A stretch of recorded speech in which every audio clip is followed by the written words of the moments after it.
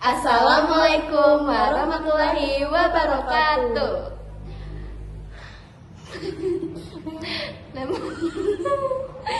Gimana tadi tuh lupa.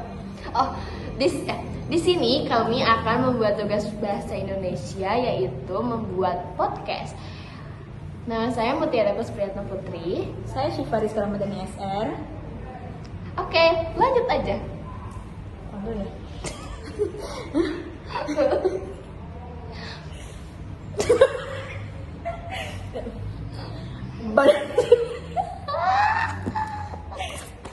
Badan kekar, umurnya tua. Cakep. Bawa pedang, bukan petani. Cakep.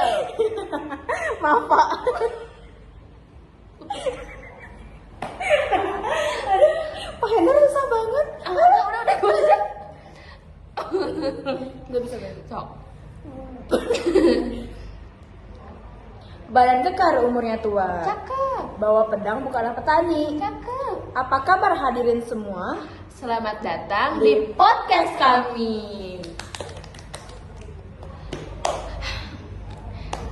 Hai guys, 1, 2, 3. Hai guys, selamat datang di podcast kami. Kamu gimana nih kabarnya? Aku sih akhir-akhir ini kurang baik gitu ya. Kenapa? Karena kan pusing lagi UAS. Gimana sih kamu? Kita lagi UAS makanya pusing. Kan pulang-pulang kita lama gak ketemu. Oh gitu. Apa ya, Weh? Lucu-lucuan, kok lu ini banget sih? Apa? Kok lu ini formal banget? Oh iya tuh. Ayo ulang deh. 1, 2, 3. Hai guys, itu pakai hai. Kan hanya udah tadi. Oh, iya. Selamat datang di podcast kami. Ulang lagi dari itu udah lagi ulang lagi.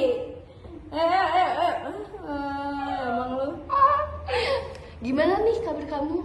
Goblok tadi katanya ulang lagi. Pulangnya di mana? Pulangnya di mana? Udah. Pulangnya di mana? Tadi kata lu ulang lagi, guys. Kamu mah katanya udah ya. Ya udah. Sok. Gimana nih kabar kamu? Aku kayaknya kurang hari ini ya. Kurang harian. Gimana nih kabar kamu? Aku kayaknya akhir-akhir ini kurang baik gitu sih. Kenapa? Nggak tahu sih, kayak cuacanya mendung, jadinya sedih. Oh iya guys, jadi akhir-akhir ini tuh Cimahi kayak mendung banget. Mungkin karena ada yang galau, jadi cuacanya juga ikut mendung gitu ya. Jadi Cimahi tuh jadi dingin gitu ya. Jemuran kamu kering-kering kan? Iya, Sama. pasti. Iya. Nah guys, jadi di episode kali ini kita bakal bahas salah satu topik yang lagi viral banget nih di sosial media, yang bikin netizen tuh heboh, berkoar-koar gitu loh. Jadi gak ada habis-habisnya, jadi bahan obrolan di tiap orang gitu loh. Nah, jadi kita ini bakal ngebahas topik tentang kasus anak bos toko roti yang akhir-akhir itu jadi sorotan besar di media sosial. Rasanya hampir semua orang tuh punya opini soal ini nih. Dari yang mendukung, nyalahin dia, sampai yang cuma jadi pengamat pasif gitu loh. Tapi di balik semua itu tuh ada banyak hal yang menarik yang perlu kita bahas lagi lebih dalam, guys. Gimana nih cerita lebih lengkapnya gitu? Kita gue gak sih? Gue bisa kayak gitu. Orang gak mau mencairkan suasana anjing. Goblok. Suka pulang. Embung. Gitu Nih, jadi ya Cip ya. Iya, gimana? Jadi nih, Cip. Awal mula ceritanya itu ketika seorang ya Cip ya. Iya, gimana? Jadi nih, Cip. Awal mula ceritanya itu ketika seorang anak salah satu pengusaha besar yang dikenal sebagai brand toko roti terkenal, brand toko roti. Ulang. Lanjut aja tuh kalau itu. Tuh menit lama. yang dikenal sebagai pemilik brand roti terkenal diduga terlibat dalam kasus yang cukup kontroversial banget.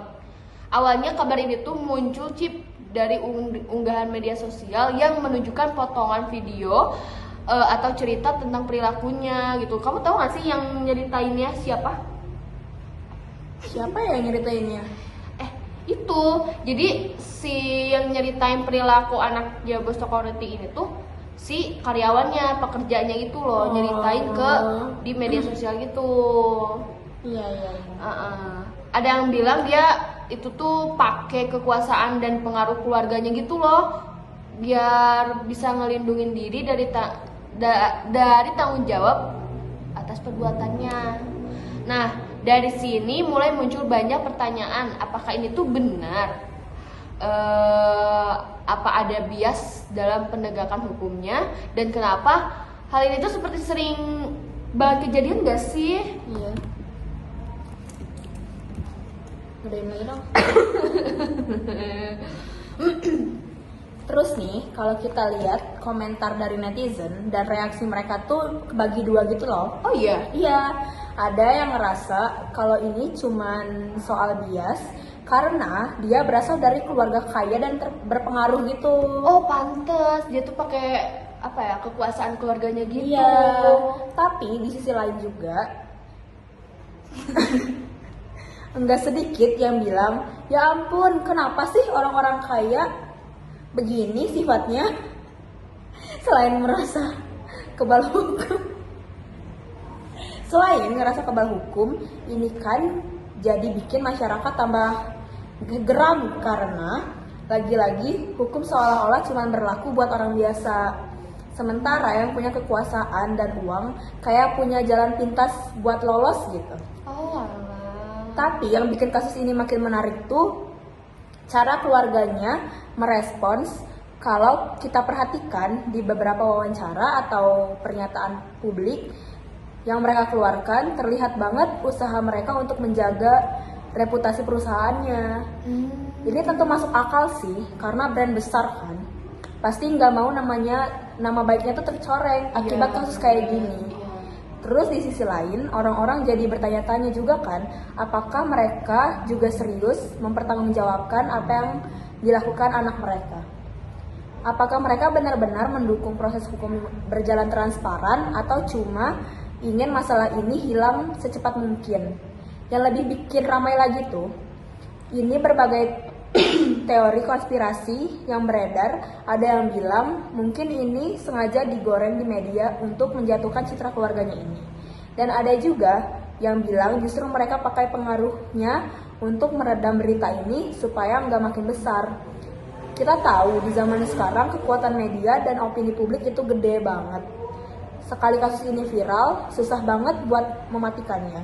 Apalagi kalau sudah menyentuh isu sensitif seperti keadilan hukum, gitu. Oh gitu. Tapi itu katanya si karyawannya tuh sampai kayak dilempar yang buat ATM itu loh, pin kartu ATM, tahu nggak sih kamu? Jadi sampai kayak si mukanya tuh sampai bonyok-bonyok, dipukulin sama. Ih, padahal jahat banget nggak sih orang-orang kayak gitu? Jadi terus dia tuh kayak ngerasa, terus si pelaku itu ngerasa kayak apa ya, gak takut deh sama hukum-hukum kayak gitu. Jadi dia tuh pakai kekuasaan keluarga gitu. Jadi kayak ya gitu, nggak ada takut-takutnya guys. Kamu nggak tahu lagi dipukulin sama. Ih, padahal jahat banget nggak sih orang-orang kayak gitu? Jadi terus dia tuh kayak ngerasa, terus si pelaku itu ngerasa kayak apa ya, gak takut deh sama hukum-hukum kayak gitu. Jadi dia tuh pakai kekuasaan keluarga gitu. Jadi kayak ya gitu, nggak ada takut-takutnya guys. Kamu nggak tahu lagi? Awal tambahin kan? Bukan ini. Ini gue tambahin. Pantes dia tuh kayak berani banget melakukan sesuatu tanpa pikir panjang ya. Iya. Karena dia tahu kalau power keluarganya itu gede gitu. Bener banget. Iya, dia sumpah. semena-mena gitu. Ya enaknya gitu, mentang-mentang ke karyawan jadi kayak ya udah gimana dia, kan dia punya hak sebagai anak bos toko roti. Padahal karyawan dia juga manusia ya. Iya, sesama manusia tidak boleh begitu. Padahal kenapa sih? Iya. Orang-orang Dia kaya nggak ada-ada aja. Nah, kalau kita lihat dari sisi psikologis nih dan sosialnya, kasus itu juga menarik buat dibahas. Jadi, anak bos besar ini yang hidup di lingkungan serba ada seringkali dihadapkan pada tekanan sosial yang berbeda. Kadang mereka juga merasa harus membuktikan diri atau merasa berhak atas perilakunya tertentu. Kak.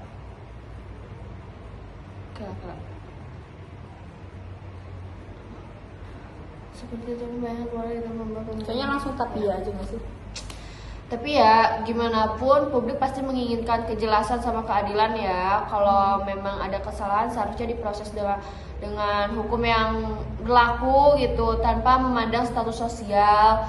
Karena kalau enggak kasus ini tuh bakal memperkuat ketidakpercayaan masyarakat pada sistem hukum kita gitu loh. Jadi kayak harus adil gitu loh.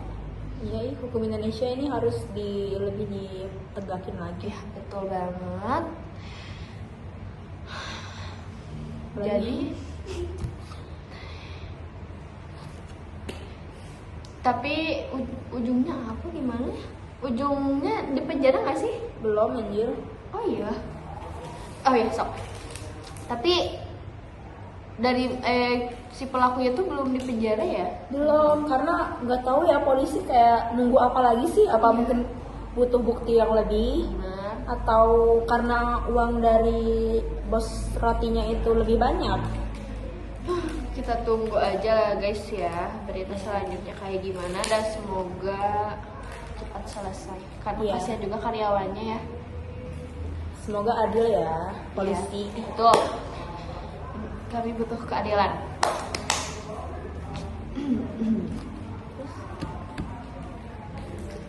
Mungkin itu aja nih. Oh ya, mungkin segitu saja dari kami berdua